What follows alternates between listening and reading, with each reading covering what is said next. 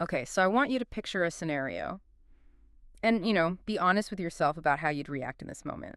You're Hmm. completely lost. And I don't just mean you, like, took a wrong turn. Right.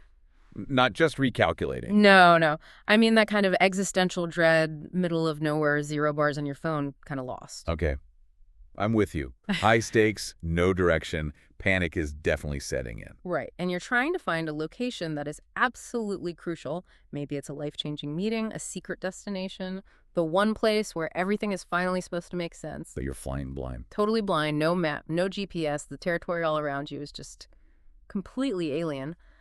And then you find a guide.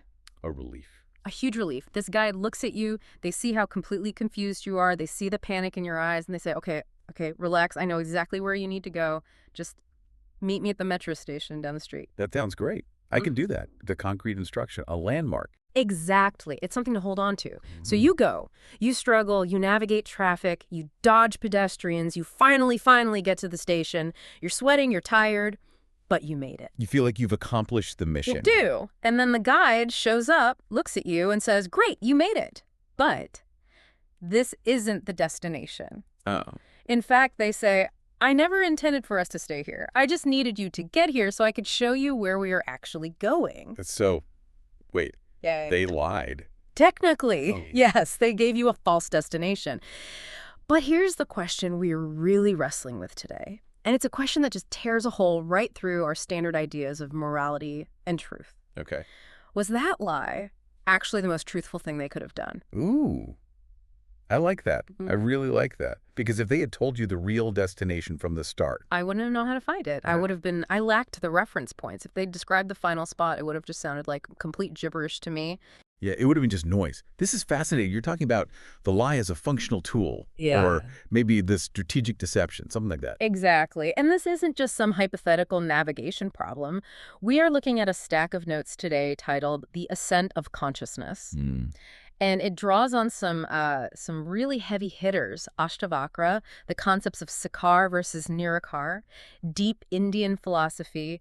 And it makes a claim that is, honestly, it's kind of mind-bending. Okay. It claims that almost everything we think of as religious structure, idols, rituals, temples, chanting, all of it, is that metro station. It's the necessary lie. It's the necessary life. Or maybe a better way to put it is it's a placeholder. Mhm. And if you stay there, you've totally missed the point. But if you try to skip it, You're lost forever. You never even start the journey. you're just lost forever. That is a very delicate balance. We're Mhm. essentially talking about the ladder of knowledge here, or what the texts call Gyan Siddhi. Gyan Siddhi. Okay, let's break that down before we go any further, because I think that's a key term. Sure. So Gyan basically means knowledge or wisdom.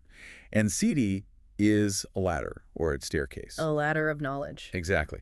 The source material is essentially arguing that you cannot just jump from the ground floor to the roof in one giant Superman-style leap. Yeah. It's impossible. Yeah. You need the rungs. Right. And even if the rung itself isn't the roof, I mean, obviously it's not, it's just a piece of wood or metal, you absolutely need to step on it to get any higher. And the roof in this analogy, that's the heavy stuff. That's the formless reality. Right. The ultimate goal here is what the texts call kaivalya, the formless absolute, liberation, oneness.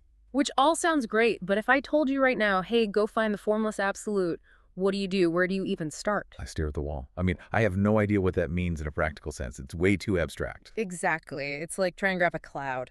So the source material anchors this in something incredibly practical. It uses this metro station analogy to explain why we need Sakar, God with form, God with form, right, Right. to eventually, hopefully reach Nirakar.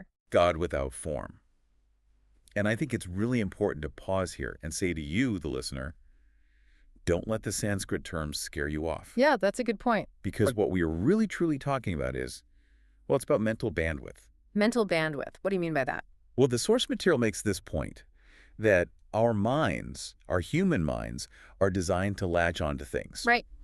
Objects, shapes, people. Yes, we're sensory creatures. We operate on forms.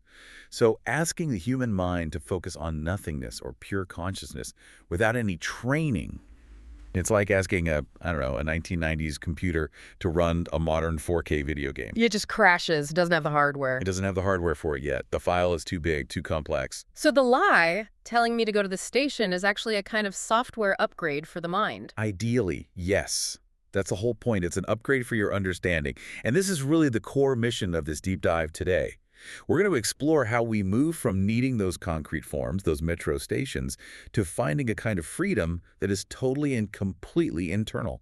And I really want to get into the nuts and bolts of this metro station idea because I think it explains so much of the friction we see in religion and spirituality today. You have one group of people saying, you need the rituals, you absolutely need the statues, and then you have another group saying, no, no, that's all superstition, you need to meditate on the void. And they're both convinced they're right. And this text comes along and basically says, you're both right, you're just at different stages of the commute. That is the perfect way to frame it. I love that. So let's go back to the guide. The text says the guide knows you can't understand the final destination yet. Why not? What is it that's so hard about Kaivalya or Nirkar Brahm that I can't just, get it immediately? Well, think about the very nature of the mind. How does it work? The mind works by contrast. Hot versus cold? Up versus down. Me versus you. Light versus dark. Everything is defined by its opposite. Nirkar, the formless reality, is non-dual. It has no edges. It has no other. It has no opposite. Trying to imagine it is like, well, it's like trying to imagine a color you've never seen. You literally can't do it. The mind has no tool for it. So if the guy tries to explain it to me while I'm sitting on my couch, totally unprepared, I'm just going to filter it through my existing form bias. Precisely. I'll turn God into a big guy in the sky with a beard, or a super powerful alien, or a brilliant light, because that's the only kind of reference I have. You will anthropomorphize the infinite because you are human. It's a natural tendency. So the strategy of the wise guide is don't fight it. Lean into it. Go to the metro station. Go to the metro station. The metro station represents Sakar Brahm, the manifested, visible aspect of divinity. Yeah. This could be anything. It could be a beautiful idol, a specific mantra you chant, a church service, a picture of a guru. It's something I can look at, something I can touch, or at least focus on. Yes. And its primary job is to focus your attention. Instead of your mind running all over the place thinking about dinner and your job and the news and what you said yesterday. All that mackerel chatter. All that chatter. You focus it on this one form, you go to the station. But the guide knows it's a trick. I wouldn't call it a trick. I'd be more inclined to call it a necessary intermediate truth. Okay, I like that phrasing better. The text is very explicit about this. It states, Sakar Brahm is also true. It's not that the station is fake. The station exists. It's real concrete and steel. You can go there. It's not the end of the line. Okay, so I go to the station, I'm doing the worship, I'm doing the rituals, I'm all in. What changes in me? Why does going to the station help me see the real destination? This is the really cool part. The text says that just by reaching the station, just by engaging with the form deeply and sincerely, your own level of understanding increases. But how? How does that work? Let's use another analogy. Think about learning a musical instrument. You start with scales. Boring, repetitive scales. Do, re, mi, fa, so. Is music just scales? No, absolutely not. Music is jazz, it's improvisation, it's emotion, it's flow. Right. But if you tried to play a complex jazz solo without ever learning the scales, what would happen? It would just be noise. It would sound like a cat walking on a piano. Exactly. The scales of the metro station, they are the form. By disciplining yourself with that form, by practicing those scales over and over, you build the capacity to understand the flow. You build the muscle memory? You build the muscle memory and the mental framework. Once you're at the station, once you've mastered the discipline of devotion to a form, your mind is quieter. It's more focused. It has been, in a sense, upgraded. And that's the moment when the guide taps you on the shoulder and says, okay, you can drop the scales now. Let's play. Yes, that is the moment of transition. And the source highlights that the guru or the guide intervenes at this specific point. It's a crucial intervention. They don't just leave you at a station. No. They help you make the jump from the visible to the invisible. They might say, look, you've been worshiping this statue, and that's beautiful. But the peace you feel, that intense feeling of love, that isn't coming from the stone. It's coming from inside of you. It's coming from your own devotion. Now, let's look at where that devotion itself comes from. Wow. That's a huge pivot. You're turning the camera around from the object you're looking at to the subject who's looking. And you couldn't have done that at the start. You were way too distracted. You needed the object to steady the camera first. This is actually really validating for the stepping stones. A lot of modern spiritual people can be a bit dismissive of religious rituals. They see them as primitive or basic. There's an arrogance there sometimes. Yeah, they want to skip straight to the enlightenment part. But this perspective says, no, don't be so arrogant. Go to the metro station first. Earn your stripes. Right. It says that without the station, you'd never find the formless. Both the journey and the destination are seen as essential aspects of the one truth. It's a beautiful reconciliation of structure and ultimate freedom. Okay, so we've made it to the station. We've practiced the scales. We've accepted that Sakar, the form, was a necessary and valuable tool. Now, the guide wants to take us further to the Nirakar. And this is where the text brings in a really intense figure. This is where we get introduced to Ashtavakra. Ashtavakra, yes. No. One of the most uncompromising, laser-focused voices in all of non-dual philosophy. If the metro station guide is gentle and accommodating, Ashtavakra is a drill sergeant. A drill sergeant for the soul. I like that. He has zero time for your comfort. Yeah. He's interested in one thing and one thing only: freedom. Mukti. Liberation. And his main target, according to our notes, is a very specific identity that we all hold on to for dear life. He targets the doer, the karta. Okay, I want to stop you right there because we've just moved from this comforting idea of the metro station, which I get. Stepping stones are good to this guy, Ashtavakra. And frankly, this is where the text starts to make me deeply uncomfortable. It's designed to make you uncomfortable. If you aren't feeling a bit uncomfortable, you aren't really hearing what he's saying. Well, then he's succeeding.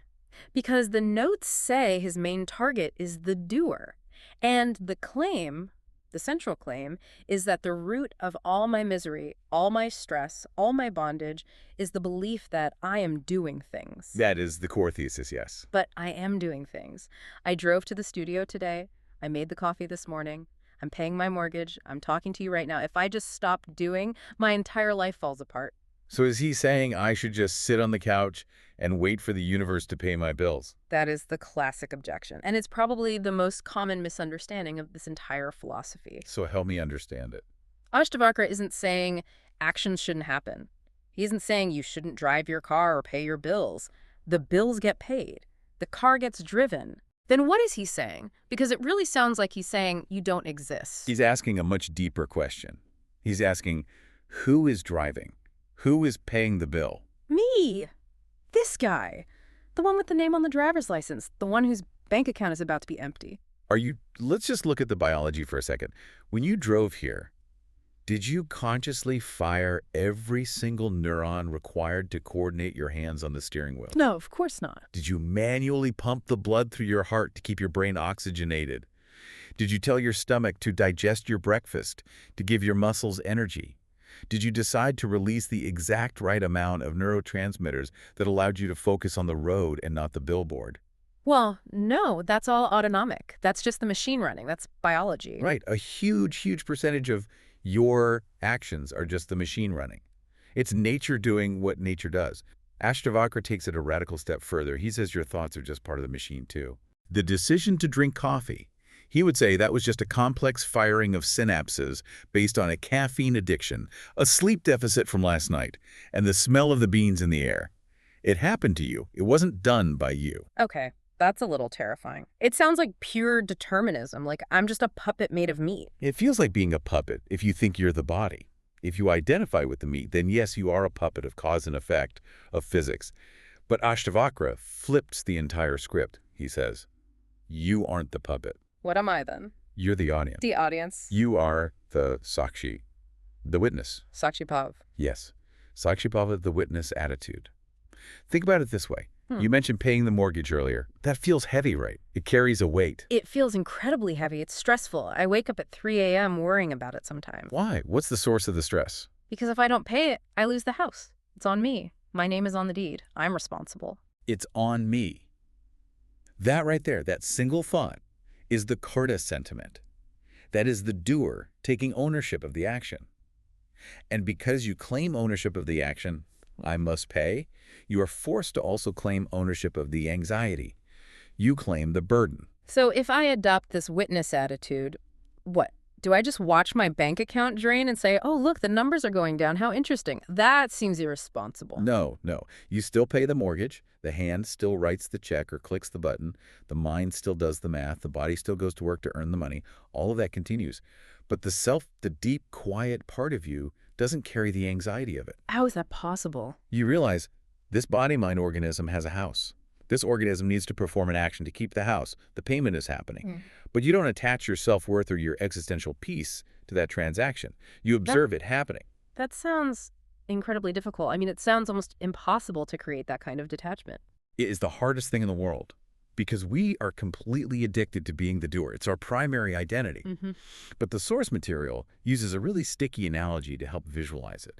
It talks about a backpack. Okay, go on. Paint the picture for me. Imagine you are walking up a very steep mountain path, and you are carrying this massive backpack that is just filled with heavy rocks. Okay. Every single rock represents an action or responsibility. I did this. I need to do that. I failed at this thing. I succeeded at that other thing. I said the wrong thing to that person. And I'm exhausted. My back is breaking under the weight. You're crushed. You are sweating. You are miserable. Every step is agony. And Ashtavakra just calmly walks up next to you. He's not carrying anything. He's totally unburdened.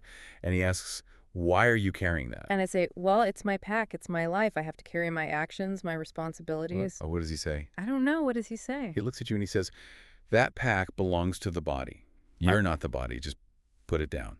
But the body still has to carry it up the hill, right? The mortgage still has to be paid. The body carries it.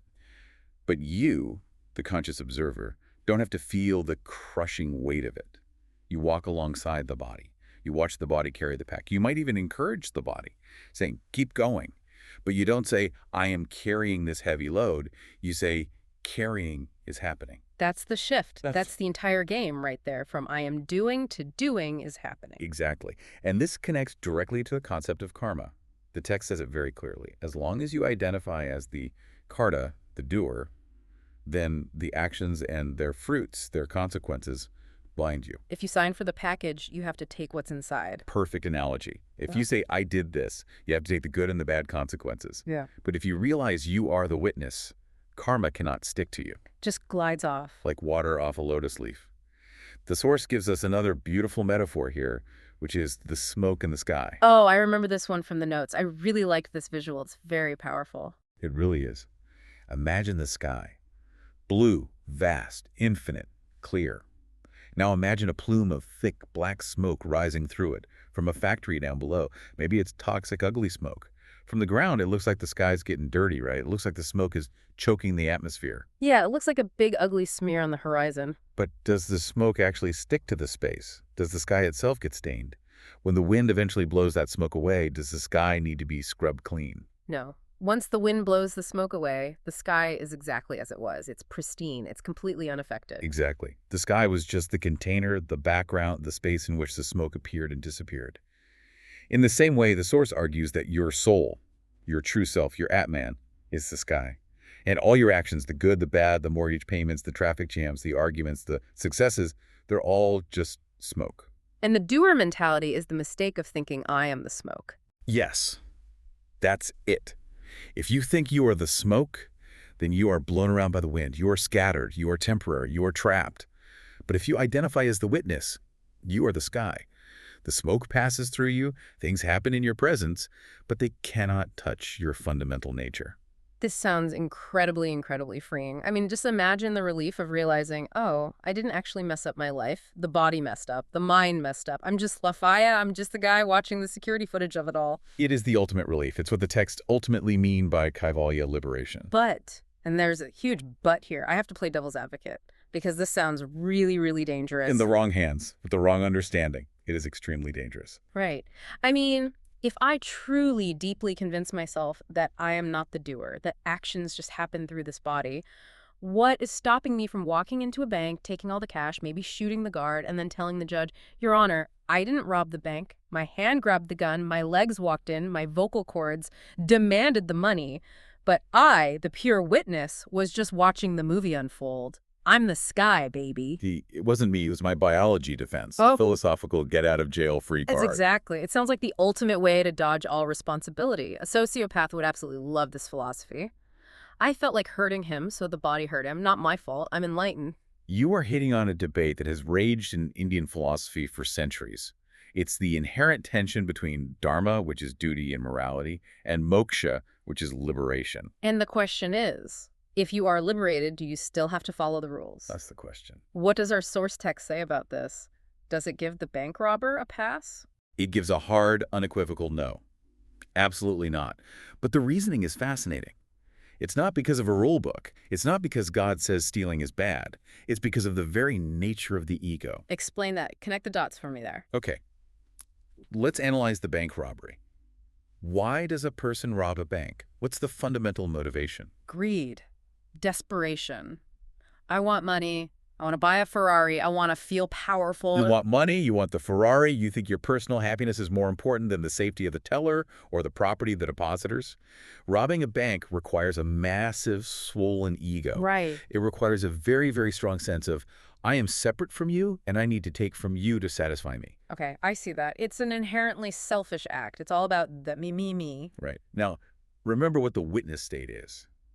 To be the witness, to truly establish yourself in Sakshibhav, you have to realize that the ego, that selfish, separate I, is a complete illusion. You have to realize that you are the same consciousness that is in the teller and in the guard and in the judge. So if I'm truly, genuinely in that state, I can't rob you. You literally can't. It would be like your right hand trying to steal from your left hand. It makes no sense. Yeah. If you have genuinely dissolved the doer, you have by definition dissolved the selfishness that motivates the crime in the first place. So the guy who robs the bank and then claims he's just a witness? Is a liar. Yeah. And the source text is absolutely brutal about this. It calls it intellectual excuse-making. Yeah.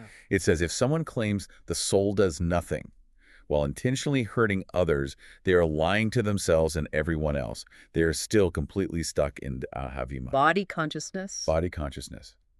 They're just using high-minded philosophy to cover for very low base desires. It's a classic case of spiritual bypassing. It's worse than that. It's hypocrisy of the highest order. The text says a true knower of the self cannot commit a sin, not because they are following a law, but because the very seed of sin, the selfish ego, has been burned up in the fire of knowledge. The desire to hurt simply does not arise. That makes so much sense. It's like a safety valve that's built into the Enlightenment itself. You can't be a monster and a saint at the same time because the very definitions contradict each other. One negates the other. Exactly. And this actually leads us perfectly into the next section of the notes, which is about totally redefining morality. Because if we aren't behaving well just because we're following rules or because we're afraid of jail, then why are we behaving well? This is such a profound shift. The source actually distinguishes between two completely different types of morality. There's what it calls old morality, and then there's new morality. Let's start with old morality. This is what most of us grew up with in one form or another. It is based on two things, fear and greed. Fear of hell, greed for heaven. It's the Santa Claus model of the universe. Right. He sees you when you're sleeping. He knows when you're awake. I don't steal because I'm afraid of the police or I'm afraid of God's wrath. I give to charity because I want a reward in the afterlife. Or maybe I just want people on social media to think I'm a good person. It's purely transactional. Right. And it's forced. It comes from the outside. It is behavior modification, not transformation.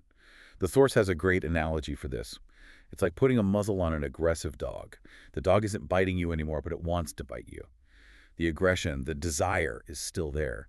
You've only controlled the behavior. So what then is new morality? New morality is based on something called bodh, which means awareness or realization.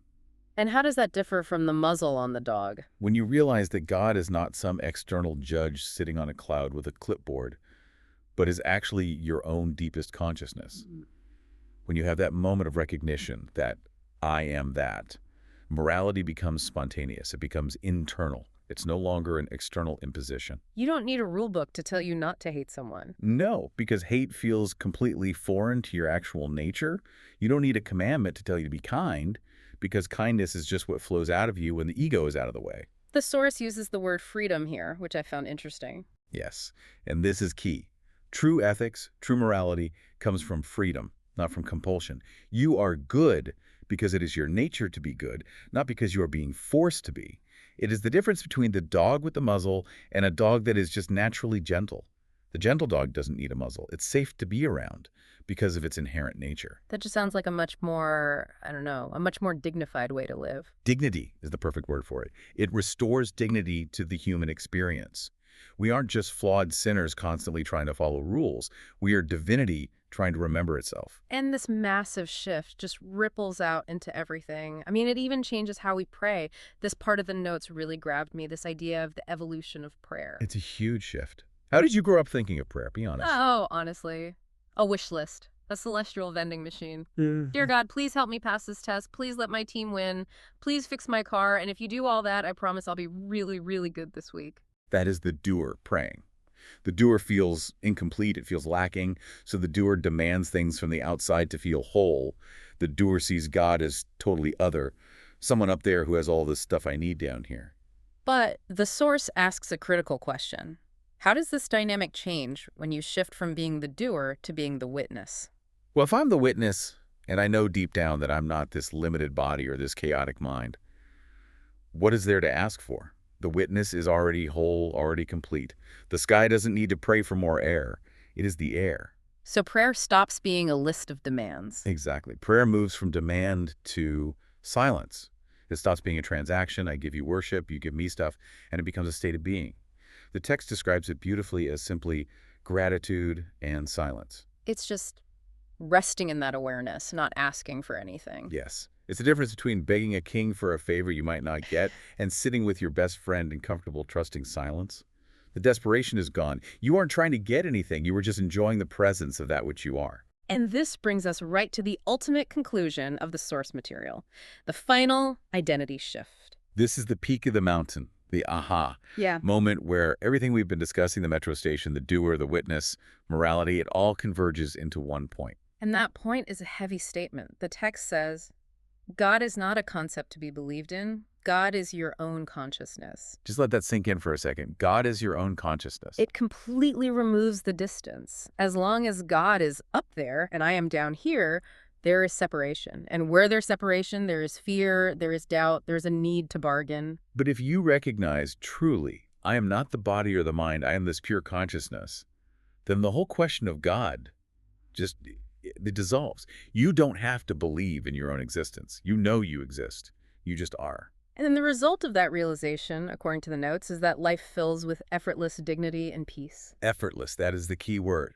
You aren't trying to be holy. You aren't trying to be spiritual. You aren't trying to be good. You just are. The source has this amazing phrase for it, Brahma conduct. Yes. Once you accept yourself as Brahm, as the divine, ultimate reality, your conduct, your behavior, automatically becomes Brahma conduct, divine conduct. It just flows out, you like light flows out of a lamp. The lamp doesn't try to light up the room. It just shines. It just shines because that is its fundamental nature. So let's just trace the map of where we've been on this journey. We started at the metro station, that necessary lie or intermediate truth of form, Sakar, that helps us focus our incredibly distracted minds. Right. The scales before you can play the jazz. Then we climbed the ladder, we got to the station, and we learned how to shed the heavy backpack of being the doer. We realized that all the stress, all the anxiety, it belongs to the body and the mind, not to us. We are the sky, not the smoke. The shift to the witness state. And finally, we realized that this shift doesn't make us into irresponsible criminals. It actually makes us truly and spontaneously moral because we lose the selfish ego that is the root cause of all harm. And our prayer moves from begging God for things to just being one with that consciousness. It really is a complete journey, from confusion to clarity, from bondage to freedom, from the station all the way to the final destination. It really makes you rethink how we approach our daily stress. The traffic, the deadlines, the arguments, it's all just smoke passing through the sky. It's a smoke, and you are the vast, open, peaceful blue. Now, before we wrap this up, I have to mention the cliffhanger at the very end of the source material. Because just when I thought I had a decent handle on this, the text throws a massive curveball. Oh, yes. The tease for the next phase. Yeah. This philosophy never lets you get too comfortable. Never. The text ends by saying something like, okay, we have discussed the nature of the self and the doer, but what about the very concepts of sin and virtue? That is the lingering question. And then it drops this absolute bomb. If the entire world is an illusion or just a play of consciousness, what they call a Jatavada, the doctrine of no creation do sin and virtue even exist. That is a dangerous and profound question. Yeah. It goes a step beyond what we discussed. We talked about how the enlightened witness doesn't sin. But Shatavada goes even further. It asks, was the world ever even created in the first place? Right. And if this is all just a dream in the mind of consciousness, then what is a sin in a dream? If you kill a character in your dream, are you a murderer when you wake up in the morning? That is, wow. That kind of breaks my brain a little bit. It's meant to. It's meant to break the mind's final rigidities and concepts. Uh-huh. But that is a topic for a whole other deep dive. I think my brain needs a full reset after that one. That question is going to keep me up tonight. It should. Pondering that is part of the practice itself. Well, on that note, we're going to leave you to ponder the metro station, the sky, and the nature of the dream. Thanks so much for joining us on this deep dive. It was a pleasure, as always. We'll see you next time.